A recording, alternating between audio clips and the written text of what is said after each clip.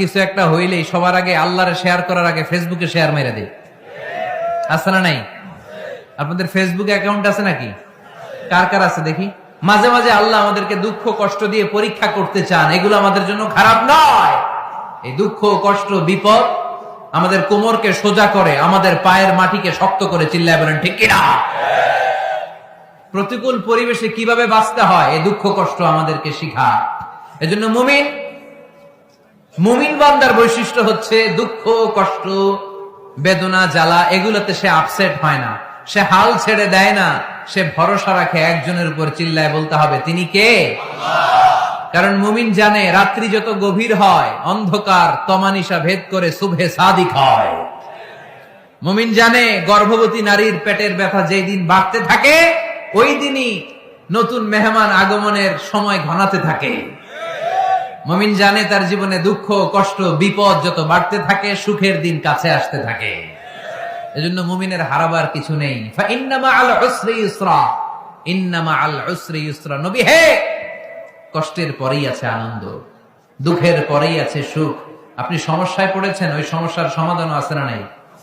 এই পৃথিবীতে এমন কোন সমস্যা আছে যেটা সমাধান নেই? কথা বলেন। সমস্যা তৈরি করেছে কে? আবার সমাধানও দিয়েছে কে? Allah doesn't create a lock without its key. আল্লাহ কখনো চাবি না বানাইয়া ওইটার তালা বানায় নাই। কথা কন। তালাও যেহেতু আছে ওই তালার চাবিও বানিয়েছে কে? মা আনজালাল্লাহু দাআন ইল্লা আনজালাল্লাহু লাহু শিফা। আল্লাহ দুনিয়ায় এমন কোন রোগ পাঠায় নাই যেই রোগের ঔষধ বানায় নাই, এমন কোন রোগ নাজিল করে নাই যেই রোগের কোন চিকিৎসা বানায় নাই, হয়তো সেটা আবিষ্কার হয় নাই। অনেকে ক্যান্সারের কথা বলতে পারেন যে হুজুর ক্যান্সার এমন রোগ, এই ক্যান্সার তার নাই কোনো অ্যান্সার, কিন্তু বিজ্ঞানীরা বলতেছে এটারও অ্যান্সার আবিষ্কৃত হচ্ছে। সুবহানাল্লাহ কইবেন না? কিছু কিছু ক্ষেত্রে হয়েও গিয়েছে। এজন্য দুঃখের পরেই আছে সুখ, কষ্টের পরেই আছে আনন্দ।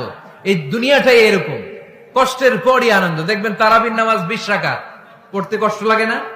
কোমরে ব্যথা, হাঁটুতে ব্যথা, কিন্তু 20টা রাকাত যখন শেষ করে মসজিদ থেকে বের হই একটা আনন্দ আছে না নাই? কষ্ট করে পরীক্ষার জন্য প্রিপারেশন নিলেন আপনি কয়েক মাস, কিন্তু ফলাফল যখন ভালো হয় তখন একটা আনন্দ আছে না নাই? সারাদিন রোজা রাখলেন রমজানে, কি কষ্ট, তৃষ্ণায় গলা ফেটে যায়, কিন্তু ইফতারির সময় যখন রুহাবজা শরবতটা খাই কেমন লাগে? একটা আনন্দ আছে না নাই? এজন্য আল্লাহ বললেন فَإِنَّ مَعَ الْعُسْرِ يُسْرًا إِنَّ مَعَ الْعُسْرِ يُسْرًا।